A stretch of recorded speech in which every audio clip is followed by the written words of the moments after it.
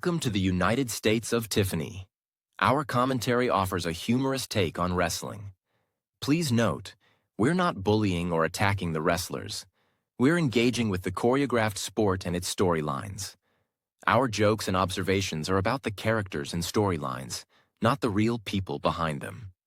Tourists and citizens alike, welcome. Enjoy the show, and remember, it's all in good fun.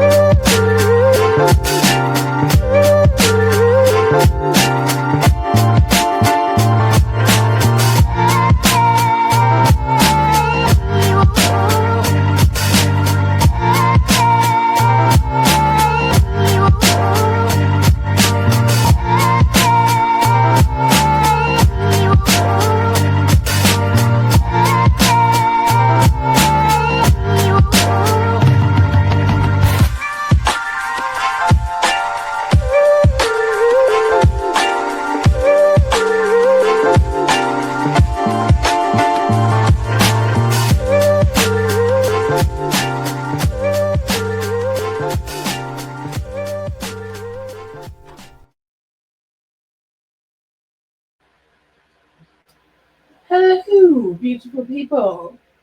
Rico says he's going to be here, but he's at work. So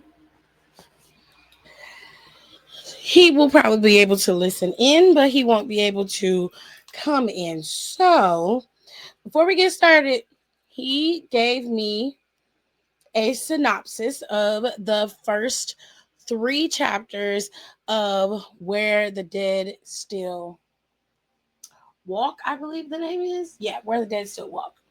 So, we're going to get started. But first, I want to say hi to everyone. So, hello, Eli. Hello, Nika. Hello, Kayla. Hello. All right. So, here's the deal. I'm going to be reading Rico's book.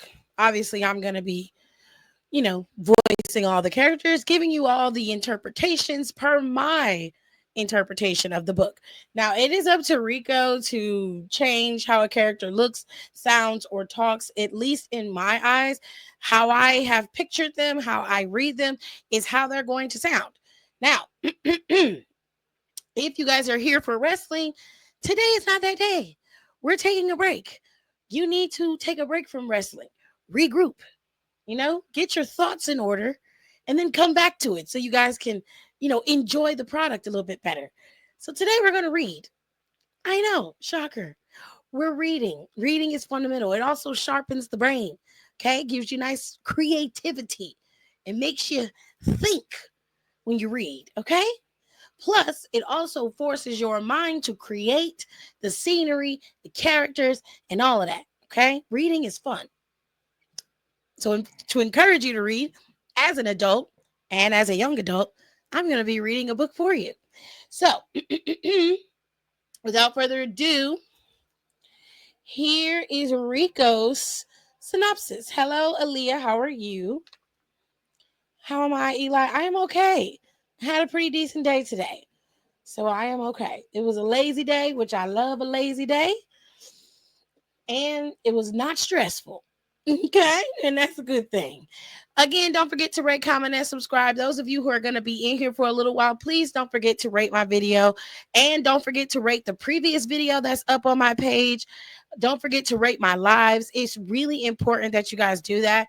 That helps the algorithm push my videos and I can get more subscribers, which will allow me to get paid to do what I do. Yeah, I know. Money makes the world go round. It's terrible. But unfortunately, it's necessary. Okay, so make sure you guys rate, comment, and subscribe. Don't forget to check out the merch. The merch should be in the shop linked on this video so you guys can see it. If you want to become members, you definitely can. You guys will get different content as members. So I'll probably go live for you guys and we'll probably chit chat. I'll spitball some ideas with you guys. Since you're paying, you can tell me what you want me to talk about. And I'll probably do that once a week to kind of get my members involved. You know what I'm saying? Anyways, back to where the dead still walk. We're going to get this done, and I'm going to give you guys a synopsis. Rico is going to go ahead and talk via his voice memo, and I'm going to let you guys hear the synopsis of this book, and then we're going to get started with chapter 4. Now, chapter 4 is a long one, so before we get started, go get you something to drink. Go get you a snake, okay? So we can all be sitting comfortably when I read this book. All right, listen up. Here's the synopsis. Previously, on Where the Dead Still Walk. We are 9 years into a deadly outbreak that shook the world to its core and tore it asunder.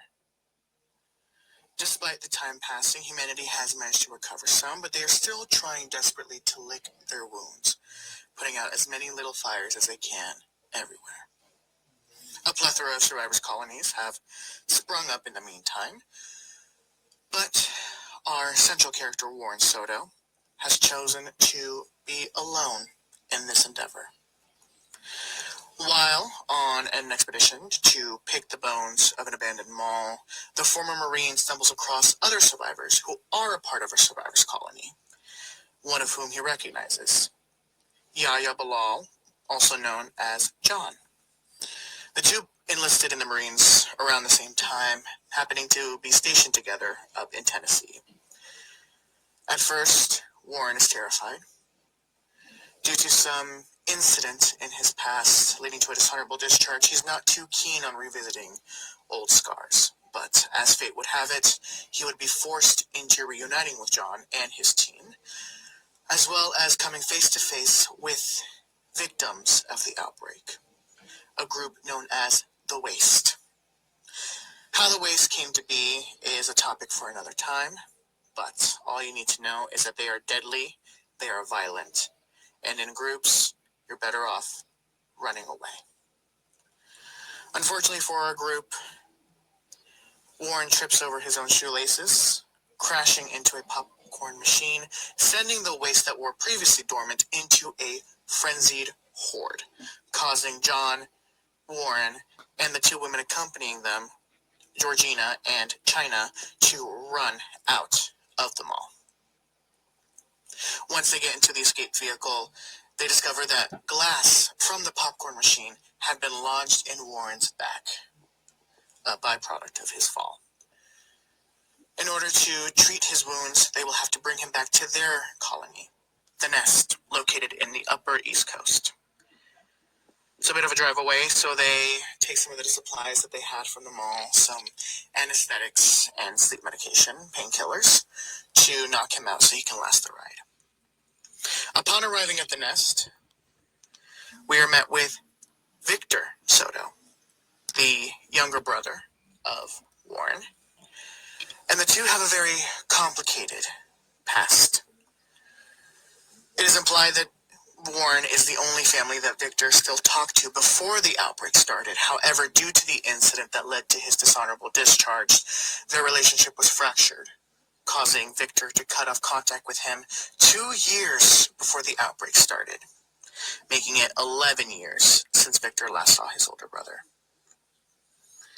It is then that the brothers will reunite in a bit of a odd situation as Warren was not awake for the encounter, but this would send Victor into a frenzy, as he has not seen his brother, and John, his lover, did not warn him about his brother's imminent arrival.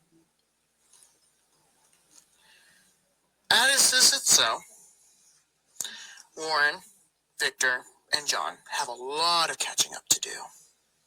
And after a tense face-to-face interaction that didn't really go anywhere, there still is a lot of bad blood and drama to sift through.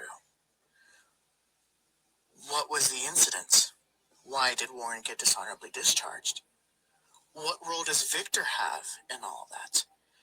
And how is it that after Warren left, his best friend and his younger brother ended up getting together? All of this will be answered in the coming chapters, but all you need to know is that John is the standing director of the nest, with Victor being named his second in command. A role that has caused quite controversy and dissent amongst the tenants of the nest. What will occur from this dissent, we are yet to see. So continue watching and continue listening as our wonderful president, Miss Tiffany E., reads us what happens next. How dramatic. If you're just not coming in, we're about to read Where the Dead Still Walk, and we're going to dive right into it. Sir, if you guys hear anything in the background, it's just AJ. He's playing Expedition 33, so don't mind him. He's just enjoying his time, and then there's a fan going to keep the air circulating in the room. If you don't hear any of that, and all you hear is my big mouth, well, you're lucky. You're just lucky. All right, everybody prepared. Everybody got their snackadoos. Okay, everybody's. I hope y'all can hear me. Let me make sure this audio is right. Yeah, y'all can hear me. Great. It's talking. It's talking. Let me reduce the background noise so that the sound quality is a little bit better.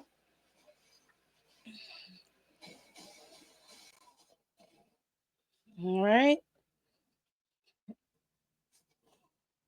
Okay. Think we're good? Think we're ready to roll?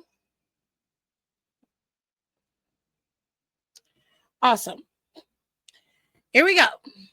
Where the Dead Still Walk. Chapter 4, Warren Soto. All your levels check out. So later on this afternoon, we'll go ahead and get you down to your screening.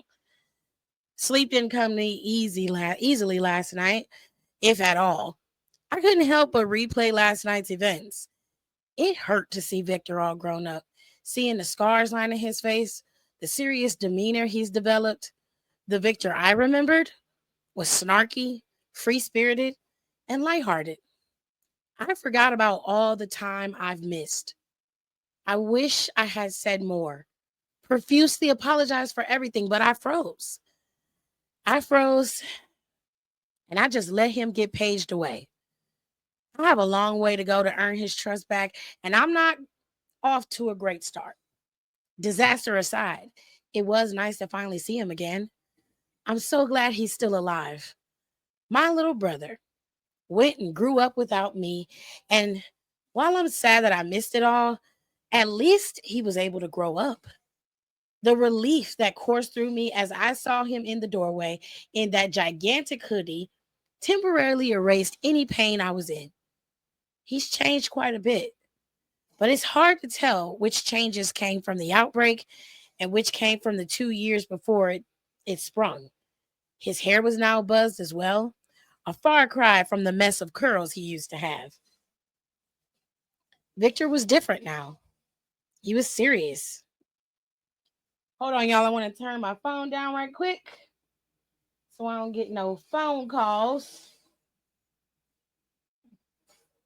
There we go. All right. Back to the book. Lost in deep thought. I'm almost completely oblivious to the two people in my hospital room right now. I was tired from a shitty night's rest. All I could do was just watch China and her sister Penelope work over me. Penelope was about half an inch shorter than her sister. Not much of a difference, but still noticeable. They shared a lot of features with each other, though, like the espresso toned skin, the dark brown hair, the lanky build, the series of freckles that peppered across their face. The differences start the more you look at them, like how Penelope's eyes are brown as opposed to China's hazel. Her hair braided into twin knots, while China's is in twists. Her arms lacking the subtle musculature that China has developed. You've caused quite the stir, Penelope chimes in, breaking me out of my thoughts. The birds of the nest are chirping. Her voice was a few octaves higher than her sister's, but they shared that low, throaty quality. Good things, I hope? I ask. The two sisters share a look before silently chuckling to each other. Penelope busies herself with the IV drip, while China keeps her focus on the data on the monitor, periodically writing stuff down on her clipboard. Things are definitely being said. Not too sure about the good, China remarks. Oh, Penelope speaks up. Don't feel too bad. This happens anytime we pick up a straggler. The rumor mill always spins a story of every worst case scenario. Just your average stuff: serial killer, child diddler, burglar, psychopath, sadist, drug dealer. I mean, the list goes on. Really? Pay it no mind. Pay no mind, love. People will continue to talk. Remember when we brought Jono in 4 years back? China lets out a soft chuckle. Janice and her crows swore up and down that man was a rapist. Whew, that's a hard word to use over here on YouTube. So, Rico, I might have to change some of these words just to protect the integrity of my channel. Okay? Each word makes me flinch. Something the two women don't notice. But don't worry, love. Jono's harmless unless you dig into his precious stash of liquor. She shoots a look at her younger sister, earning her a look of exacerbation before a knock draws our attention to the door of my room. John, standing in the doorway. He was dressed in cargo pants and combat boots, similar to his attire from yesterday. But this time he had on a faded green bay t-shirt with a long black sleeve compression shirt underneath. His hair was styled today. I don't even want to think about how much product he used to make it look neat. Don't mean to intrude. Oh, don't worry, go ahead. Penelope muses. China shoots her a scolding glare. John steps in through the door frame fully, coming to sit at the chair station by the left side of the mattress. All right, so I got my assistant Iris to take over some of my scheduled tasks. I raise my hand to stop John from finishing his sentence. Am I hearing this right? An assistant? You have an assistant? John cocks an eyebrow at my situation, somehow confused by my surprise. Yes, Soto, I have an assistant. John says slowly, I am the director. The director. Damn, he even has a cool title. I still couldn't believe the guy who was hailed the keg stand king while we were privates is now some kind of mayor, leading a whole community of people. But we all predicted John would go places. I mean, the dude could lead anyone into battle. He had this cheeky charm to him. I could never figure it out, but he just had that something. But as I was saying, I got some of my scheduled meetings and tasks all set so I could show you around a bit. Being around people was foreign to me. A downside of being on my own for so long, I guess. I don't know how being paraded around like that is going to feel. Victor was more socially adept sibling, always having the people skills I lacked. It was worse when we were younger. I was quite the pariah throughout my K through 12 experience, and the golf phase didn't help me one bit. I look back and laugh at the fashion choices I made from 7th grade and onward. Still a surprise to anyone that the greasy haired loner from the rundown cul-de-sac became a damn Marine. Victor always made the joke that I finally found use of my steel toe boots. But enlisting didn't fix my lack of friends. I was never a fan of the frat bro mentality. Befriending John helped some, but I was always following him around most events. I hung out with people, sure. I went to bars, parties, get togethers, dinners, the occasional wedding that everyone knew wouldn't last. But once I got discharged, that well dried up fast. Once the world went to hell, being alone was just easier, simpler even. There was no one to take care of or depend on. It was just me, my own merit against the elements. There was no one left for me to worry for. John and Victor were back in Tennessee, far, far away from me. Every now and then I would catch glimpses in my head of all the possible outcomes they could have faced. They always found a way to sneak into my train of thought whenever I had the misfortune of thinking back to the time there. I always hoped that if they were gone, They went out early and quickly, hating the thought that they were out there suffering. I never once entertained the notion that we'd all be reunited. The thought always filled me with dread, having to face either of them again. My confrontation with Victor yesterday was probably the best it's going to be. No doubt that the more we're forced to talk about what happened, the more it will reignite the emotions we've both been trying to avoid. I'm bracing myself for the inevitable hurricane, fueled by Victor's rage if I linger here too long. He had to be the one who inherited mom's temper. Press this gauze down on the injection site and then lift up your arm for me, love. China crooned. I followed her instructions as she took the IV needle out of my arm, the dull pain blossoming as I pressed the gauze down. China clips the tubes attached to the needle and plugs the IV drip. Then she motions for me to bring my arm back down. She moves my fingers from the gauze and presses it down to wrap the bandages. She loops the bandages around one final time and goes to secure them by tying a unique knot off to the side. I was a Girl Scout throughout my childhood, China explains, gesturing me to admiring the knot. Impressive handiwork. Some of the guys we knew in the Marines should have learned how to tie shit down from you. China smiled graciously at my words as her and Penelope continued to sanitize equipment in the room. It was actually pretty impressive at how high tech everything was here. Nothing was in mint condition per se. There were indicators of wear and tear on most of the equipment. However, it looked like it was well taken care of and maintained. Taking a better look at the room, it looked like an actual hospital room. John, I careened my head to look over at the chair next to me, only to see the larger man was now standing by the window. He had been striking up a conversation with Penelope. I couldn't discern what they had been talking about before the conversation halted as John looked towards me. What is this place? John, looking confused, answered slowly. It's the infirmary.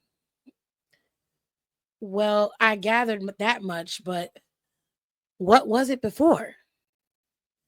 Another look of genuine shock passed across his face at the question, as if no one asked it before. Granted, I don't think this is a question most people would ask, but with all this equipment, it has me wondering how it all got here. Well, it was a hospice care facility. Really? Yeah. A lot of the buildings within the community had a purpose before the waste first sprung up, and we figured it was best to stick to that purpose. So you treat old people here? Do I look elderly to you, John? Obviously not, you goof. But it was still a place where people came to be taken care of. What about all those talks of getting screened and x-rays? There is also a hospital that we utilize. But the hospice facility tends to be more comfortable for people. So once any procedures are done, we get them over here. It was like a foolproof system. Honestly, it's like they function how an actual city or town would. After 9 years, I guess it makes sense for humanity to advance like this, but still impressive, isn't it? John chimes in as if he's reading my mind. Shit. Yeah, it is. Well, save your drooling. I still need to show you around this place. It's like I got stationed overseas for the past decade and now I'm back and my buddy's a mayor. Except, of course, I wasn't stationed and the world has gone to shit. But my buddy is technically a mayor. China. John beckons to the taller woman over. Penelope seems to have a handle on the rest of this cleanup. So why don't you join us on the tour? Oh, uh, sure, John. China looked off guard. She looked like she was caught off guard by the proposition. I don't know what for though. She exchanged another glance with her sister. Penelope reassuring her sister and motioning for her to go. China walked across the room to a closed door near the corner walking in and coming out with a folded wheelchair. I know you're probably perfectly capable of walking on your own. She points the wheelchair towards me. But if you're going to be on a tour, we got to wheel you around. You've got to be joking me. You had glass in your back. And we still don't know the full extent of the punctures. We don't want to take any risk. We don't want to risk any irritation. She unfolds the apparatus and sets it on the floor near my bed, holding it in place while John and Penelope assist me in getting on. I was in a lot more pain than I thought I was, the flares shooting through me like tendrils with each movement. I try to minimize my yowls of pain, but the others' attempts to soothe and coax me let me know that it's all in vain. Through a combined effort, I'm able to get into the wheelchair. Woo! Teamwork makes the dream work. Thank God you're a skinny guy. China laughs behind me as her grip on the handlebars remains firm. Her laugh is soft, like a light rain on a cool spring morning. Sounds like he has a little crush on China. John has an exchange with Penelope, talking low so only she can hear. I'm not able to discern much from what it was said, but it sounds as if he's giving her some more orders. The life of the director must be busy. All right, time for a grand tour. 2 hours later. This place is fucking massive. I was at a loss for words. Holy fucking shit. Amazing, isn't it? It's like an actual city. And repurpose the schools as additional housing is brilliant. It took John a while to convince the HOD committee to invest in clearing the waste out of the buildings, but we were overpopulated and we were still reaping the benefits years later. Despite her initial shock at being asked to join us, China's been an excellent tour guide. John was able to acquire an old golf cart to drive us through the colony quicker, simply showing me where everything is while China provided details and context. She's made a point to highlight all the ways John has pushed for further development of this place, even when those in charge preferred to play it safe. Him being the head honcho now has definitely made way for even more innovation. The nest functions like a small city, residing in what used to be a series of suburban towns on the outskirts of New York metropolitan areas. They've managed to revive what used to be a ghost town, even getting the plumbing, water, electricity back up and running. They've got people trained to maintain and improve on the pipes, water lines, and water towers, as well as keeping the trade skills from the old world alive. Hold on, y'all. Give me 1 second. 1 second. We'll take a quick break. I'll be back. Still don't know my words, still stressing perfection. Let you all in my mental, got me looking too desperate. Damn, you ain't desired.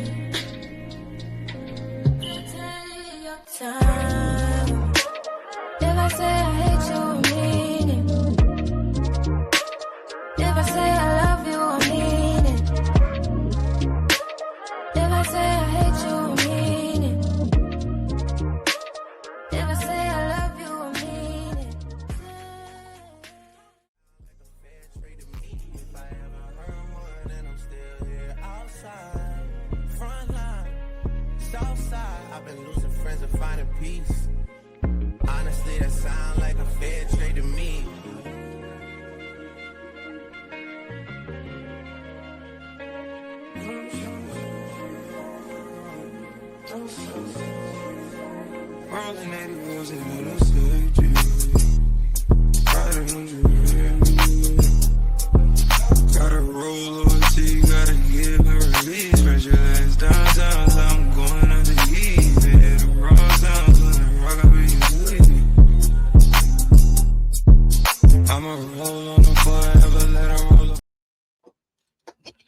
right.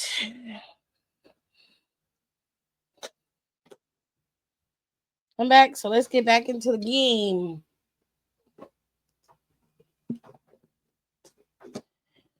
All right. Let's go back a little ways. Okay. They've got people trained to maintain and improve on the pipes, power lines, and water towers, as well as keeping all the trade skills from the old world alive. The schools have been cleared and converted into housing, making more room for those who came into the community after the houses had already been filled. Farmland has been created so they can have several reliable sources of food. Grocery stores, restaurants, shopping outlets, and various other local buildings have been repurposed as well, being shifted to fit whatever needs the residents of the nest had. The amount of gardens were also astounding. The waste's ability to infect plants made gardening an immense risk, but with very careful monitoring, they've made it work. John walked me through the purification process, how they exclusively utilize iodine infused fertilizer to make anything grown resistant to infection. And once the produce becomes ripe, it's soaked in a sanitizing solution to ensure it's safe for consumption. The whole process is monitored very strictly as to avoid any mishaps or negligence. John being a stickler for protocol and routine. We had checked out one of the main mechanical plants in the community. That's where we ran into China's other little sister, Stevie.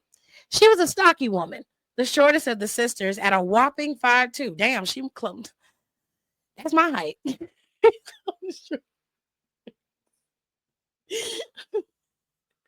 Don't be basing no characters after me, Rico. Boo.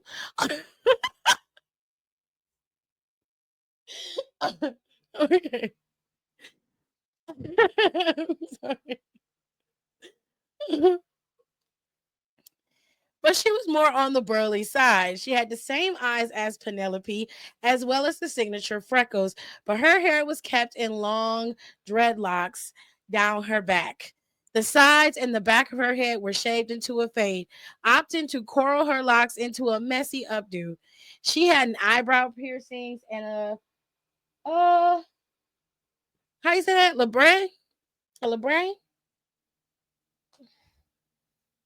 Am I saying it right? Elaborate? Don't y'all laugh at me. I can read, goddammit. Hold on. Hold on.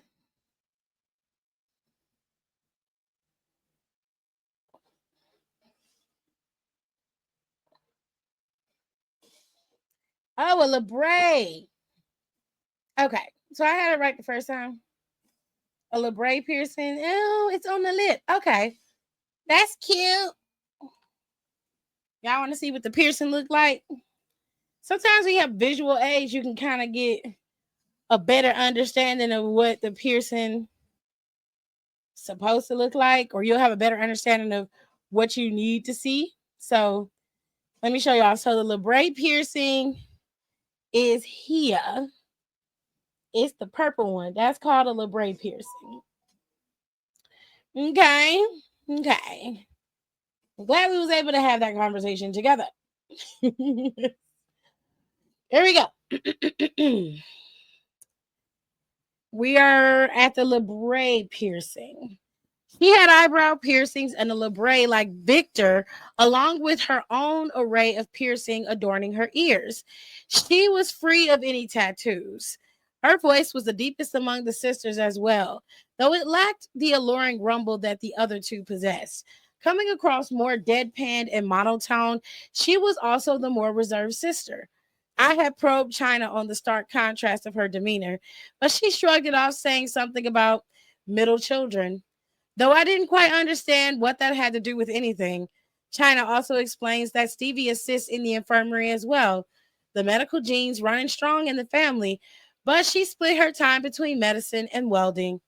Gee, you got quite the family already. Any more of you running around here? It was a question with good intent, but a stupid one to ask 9 years into this hell. An unusual sadness fell across China's kind face, a subtle shift from her normally even disposition. There used to be more of us, but that was some time ago. I didn't press the matter any further. The remnants of the tragedy still lingering within her mind. From what I gathered, she was the oldest of the three, and there's a certain hesitance she has around leaving them unattended. There's not much else I can say without assuming, and everyone knows what they say about assuming. We continued on with the tour after that, but the looming sorrow hung over China like a dark cloud for the remainder of it. We drove past the other three mechanical plants, though they were smaller than the one Stevie worked at. John explained they often recycled and repurpose what they can. A lot of the clothes in the shopping outlets, unwanted jewelry, various other things are cut up or melted and converted into something else.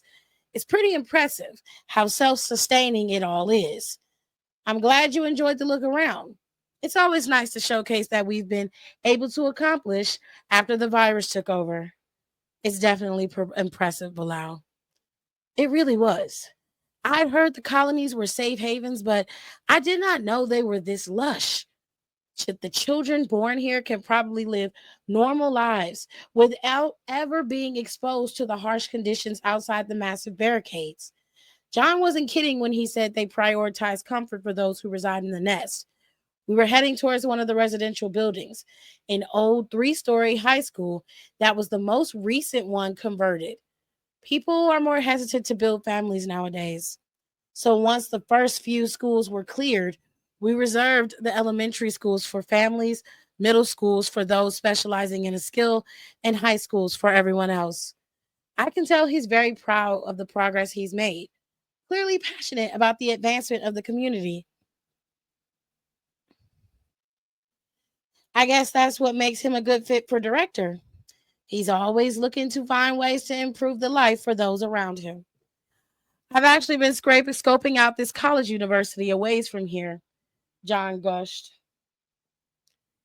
It would do wonders for expansion. Plus, they've got some amazing equipment in their laboratory. You guys haven't swooped in and plundered it already? We've tried, but it's too big to move. We've we have been able to dwindle down the waste in the area. China chimes in. That we have. We had to divert our focus elsewhere to replenish supplies, but with the mall being a success, we can set our sights back on the university again. It'll take a larger team than we're used to, and it'll definitely have to be a multi-day excursion. We need to reserve a lot of manpower for something like that. Sounds like a pretty lofty goal, Bilal. You sure you want to go through with it? Absolutely. Laboratory aside, the place is oozing with potential. He was grinning ear to ear, his ears practically beaming through his aviators. We clear that bitch out, we'll be reaping the benefits for years, I tell you. That confidence of yours is going to be your downfall. Excuse me. Sorry about that. It hasn't let me down yet, Soto. Allah's guided me this far. He wouldn't let me down. The last line reassures me. It's good to know John's clung to his faith through all this. He was always steadfast in his beliefs, especially when we first enlisted. Marines are boneheaded, and I know the anti Semitism irked John to no end. Semitism. My parents never really instilled any kind of belief system in us. Victor and I just kind of viewed existence just existence. Victor did go through some kind of uber Christian phase when he was 13, but even he admits that was just a reaction to realizing he liked boys. John's faith always fascinated me though. He actually practiced Judaism and attended services at the local synagogue 20 minutes from base. There were other synagogues he could have chosen, both on base and around it, but he wanted to go to an Arabic synagogue in particular. He was always very keen on staying connected with his Egyptian roots. He was very proud of his heritage, and he loved to share. I remember the time he invited Victor and I to go with him and his family to visit Cairo when Victor was on spring break. It was an exciting time, something my brother and I never thought we'd be able to enjoy. Even to this day, it's one of my favorite memories. When things got tough out there, I would take myself back to that entire week and relive it all over again. visiting the beach, roaming the city, meeting John's expansive family, the food, the atmosphere. I still have to pinch myself to remember it was all real. We finally reached the revamped high school as the golf cart comes to a halt. China and John helping me onto the wheelchair. When we walk up to the massive double doors, John swipes an ID on a tiny black box mounted on the wall off to the side. We had a few people who know how to replicate and produce these magnetic badges to get in and out of the building. She wheels me into the main hall, the massive structure looming over me. In its prime, this school was probably a top-rated institution, pumping out society's best and brightest, no doubt. Now the school shows obvious signs of decay. I can tell a great deal of effort was put in to polish this place up, but the evidence of the waste residence is clear. The glass surrounding the administrative office in the foyer is completely shattered. The front office door is no longer attached to its hinges. Multiple lights are no longer functioning. The warped fixtures showing no chance of repair. The concrete on the stairs has multiple cracks and chunks missing from the multiple steps. The decay was noticeable, yes, but the school was still functioning. The heat coming from the vents was a nice reprieve from the chilly weather outside. John and China wheeled me around the first floor, showing me some of the uninhabited classrooms, the cafeteria, the theater, the carpentry room. It was all honestly pretty impressive. This must have been one bougie ass school, I marveled. China and John chuckle at my words, both nodding in agreement. Just wait till you see the room I've reserved for you to have once you're healed. Wait, what? John's words stopped me short. My own room? Here? Yeah. I mean, you can't stay in the infirmary forever. I'm not staying here forever, Bilal. I wasn't planning on really sticking around here. Sure, this place was nice, but with everything that ties me here, I can't stay. I'm locked in for the time being just until I get better. But this isn't home. Warren, you can't think we're just going to let you walk back out there. I don't see why not. You can't turn down a place like this. This earned a little chuckle out of me. Sure the fuck I can. Don't be a dumbass, Soto. You're staying here. You can't force me to. Don't try to be a damn martyr. The idea of planning myself here has flustered across my mind, but I can't. With everything that John and Victor tether me to, it's just too much. I chose my lifestyle with intention. I decided to spend the last decade letting go of this idea that I had to be in one place. From my family to the Marines, and even after my discharge, I was told when to go, when to stay, when to move, how long I was going to be going anywhere. I felt like a chess piece, merely at the mercy of whoever was playing the game. When the virus made itself known, I didn't know what to do. For the first time ever, no one was telling me what needed to be done. My first few months trapped in that airport was an attempt to cling to the ways of the past. Even when I defected with the others, I was still following orders. It wasn't until I wisened up while we were in the woods that I learned there was no rules anymore. I took a chance on myself on my own survival, and I struck gold. I proved I don't need to rely on other people anymore. China. Excuse us.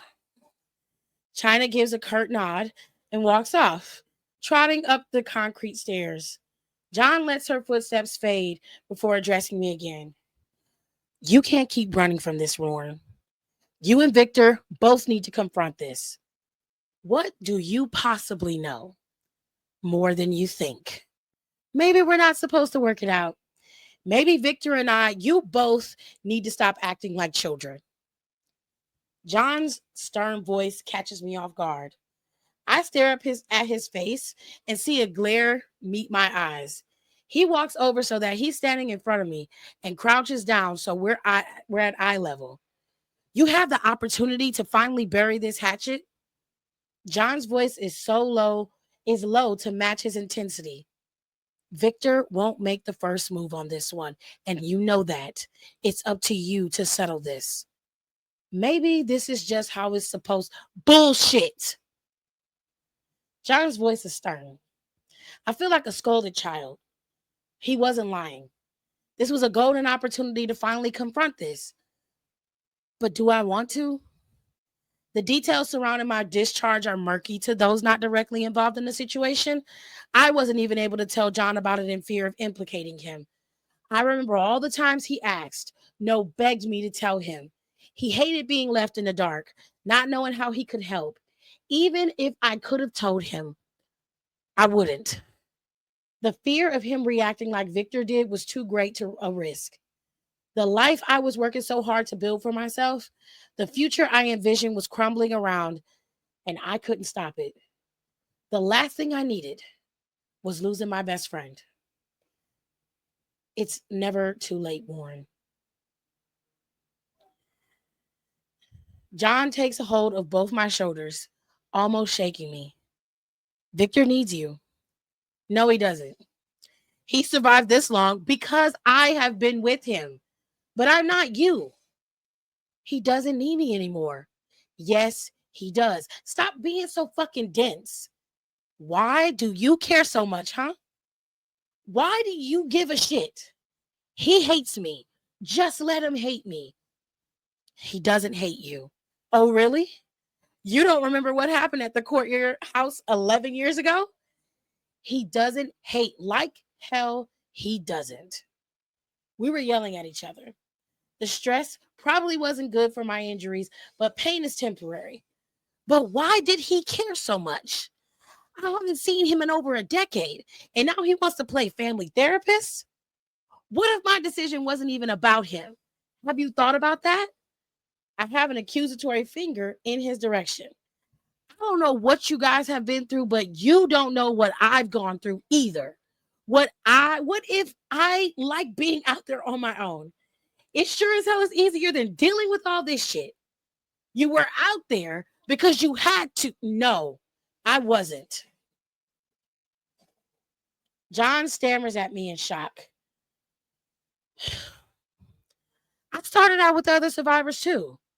I chose to leave and be on my own. John goes to respond to my admission, but he doesn't get the chance to, as a quiet voice disrupts our tense moment. Could you guys keep it down? There are people who live here. John and I looked up to see the owner of the voice. It was a teenage girl, probably around 16 or 17. Her strawberry blonde curls stuffed into a haphazard ponytail.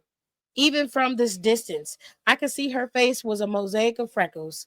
She was poking her head out, peering over the edge of the stair railing. Next to me, John lets out a defeated sigh. I'm sorry, Bishop. I didn't mean to disturb you. The girl gives a typical teenaged eye roll as she pulls her head back and ascends up the stairs. Again, feet pitter-pattering on the steps. John pinches the bridge of his nose and lets out a deep breath. We stand in silence for a while longer, letting the tension hanging in the air slowly dissipate. Without saying a word, John walks around to grip the handlebars on the wheelchair and wheels me back towards the double doors. As we reach the doors, China makes her way down the stairs to join us. John silently motions for her to take the handlebars again. He swipes the magnetic badge across the black box to unlock the doors and holds them open for China and I. The ride back to the infirmary was as quiet as hell. I was oddly thankful that that the questions about me had ceased. Before I knew it, I'm helped back onto my bed. John says some things to China that I can't quite make out before he turns to leave.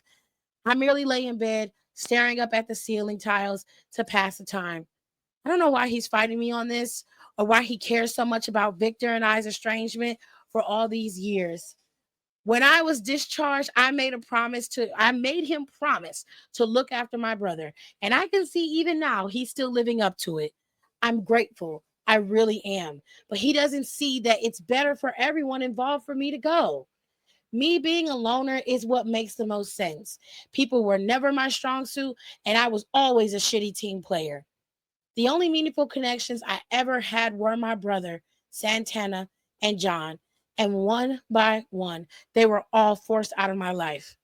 Things are just better this way. The more we fight,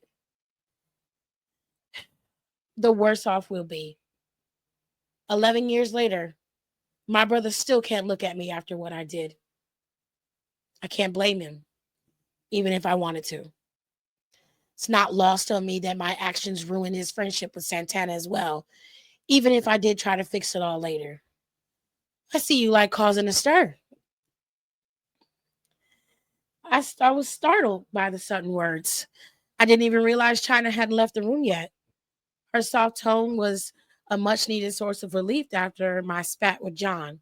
She was sitting in a chair off in the right corner of the room, the furthest corner from the door. I was also surprised to see that she was knitting, not knowing how long either of us had been sitting there. You knit? Of all the things I could have pointed out, this was probably the most meaningful observation, but I didn't feel like trying to dredge up my feelings over an argument from this morning. It's something to pass the time. Helps keep my dexterity. Well, what are you knitting? Winter's here. Stevie and Nelsie need new sweaters. You're knitting them sweaters? I wouldn't be a good big sister if I didn't. She wasn't kidding about her dexterity. Her hands were moving at a rapid pace as the spool of yarn was fed into the metallic green needles. Ooh, metallic green, my favorite color. Do they even want sweaters? They never want sweaters. But yet they always wear them when they feel cold and have clung on to every single one I've made them, even the ones they don't fit anymore. So this was a tradition. Before the waist first sprung up, I wouldn't call it a tradition. I sent her a confused stare. But it's something you do every year. I'd call that a tradition. It's still not a tradition. Well, what else could it be? It was a necessity. I sent her a puzzled look as China pauses her knitting and closes her eyes for a moment, letting out an exhausted exhale before continuing. We were a family who couldn't afford winter clothes every year. We had to make decisions as to whether we had a power or water, if we could go and get food or have electricity. She was hyper focused on her knitting now, fingers moving with a quickness I've never seen. It wasn't easy, but we did what we had to. I did what I had to. You're the sister that stepped up. Someone had to. What about your mother? Your father? He was a great man in his time. Shame I never really got to truly know him. Her sudden openness took me by surprise. So, in the face of shitty parents and a shittier situation, you became mother hen, if that's what you call it. I loved all my siblings with my whole heart. They deserved to have someone who tried to protect them from the world. You loved? Past tense? There was a sadness that fell on her again, but it was different this time. She didn't seem to shut down like she did this morning. The confines of my hospice room creating a sanctuary of sorts. She looks up from her unfinished sweater, gazes on out the window towards her left, the sunlight that filled my room now pouring into her hazel eyes. She did her best to keep her face expressionless, but the painful reminiscing had already begun pooling in her irises. There were 5 of us. China finally admits, voice barely audible. Our mama made 6 total. What happened? Everyone has that story now. Someone you knew, someone you loved, ripped from you without a moment's notice. You pray and hope that it never happens, that you and those around you will be spared, but life's not a merciful mistress. When it finally happens to you, you just hope it's quick, painless, and without suffering. God forbid you lose them to the waste. I've seen it happen to some people. They think they're strong enough to fight the virus on their own once it progresses past the point of purification. Their loved ones cling to them in hopes they pull through, but they never do. The waste takes root and rots them from within. The red veins growing more prominent. The pain behind their eyes becomes too much to bear. Those smart enough to choose their own life have already left them behind, but those who cling to the hope stay with him or them. They stay and get devoured if they don't get infected too. It's a sad sight, one I wouldn't wish on anyone. Mama didn't make it very long. Mine didn't either. We had that in common.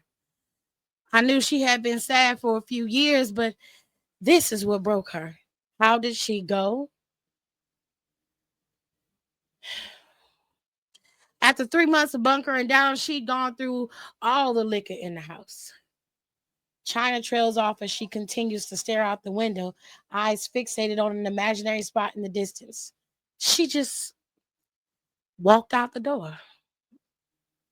Walked out? Yeah. I knew better than to question her, but after a few minutes, I heard her scream. I can almost see China practically replaying the memory in her head, rewinding the image of her mom walking through the door, eyes glazed over in recollection. Baby Margot went 2 years later.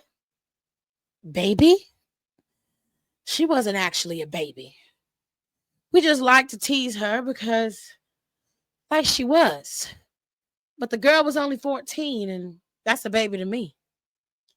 A wistful smile teases her lips at Margot's name, one that vanishes as soon as it appears. She cleared her head by sneaking onto the roof and walking around. She must have climbed up there late at night and slipped and fell. None of us were awake to know what happened. We just woke up the next morning and saw what was left of her in the rose bushes. At 14, you have so much ahead of you. I can't even begin to pretend what that must have been like. I've seen the waste claim younger lives. It always breaks my heart seeing the aftermath, but it's an entirely different ballgame when it's your baby brother or sister. By year 4, we thought we'd gone through the worst of it, but that's always when life wants to chin check you a bit. This was back when the nest first popped up and we were making the journey over. We gotten stuck trekking through a heavy storm. Lightning zapped a tree and it came tumbling down. Nels was right below it, but her big brother Bobby shoved her out the way. She trails off and I let her. I know firsthand the sacrifices you make when you're an older sibling. You're surprisingly open about all this. I don't try to hide it, Warren. It was the first time she called me by my own name. The act felt foreign to me. Hiding it doesn't do anyone any good. Everyone here knows what Nails, Stevie, and I all had to go through to get here. She shifted her gaze from the window towards the location of my bed, her eyes pinning me down with direct contact. The 3 of us survived and have lived on to tell everyone about Bobby, Mama, and Margot. You're keeping their memory alive. Chiny nods her head. And we can only do that by talking about it. Bingo. China gives me a soft smile as she begins on her sweater once more, seamlessly weaving in teal and indigo lines of thread into the unfinished garment. We don't say anything for a while, a comfortable silence settling into the room, disrupted only by the occasional clink of China's needles. I mull over her words, the stories of how her mom, brother, and baby sister met their demise, and I think on that for a bit. It's hard losing family, especially in a situation like this. Even if I wasn't the biggest fan of my mom and pops, it still hurt when I had to say goodbye to them. My mom took herself out early in the first year. After about 2 weeks of barricading the house down, she downed the last 7 volume tablets she had left, chased it with an entire bottle of wine. If I didn't know any better at the time, I would assume she fell asleep and slipped away in the night. I hated her for a few years, cursing her name for leaving me, for abandoning Victor. But after some time, I realized it was better this way.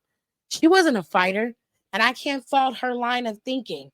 Hell, if I could go back and end it all before it really began, I would. My pops was a fighter, though. He wanted to go down swinging. Our house became overrun, and we didn't have much room to escape. We held our ground as best we could, but we both knew the clock was winding down. I remember how Pops handed me his rifle and made a beeline for the riverbank. I didn't know where the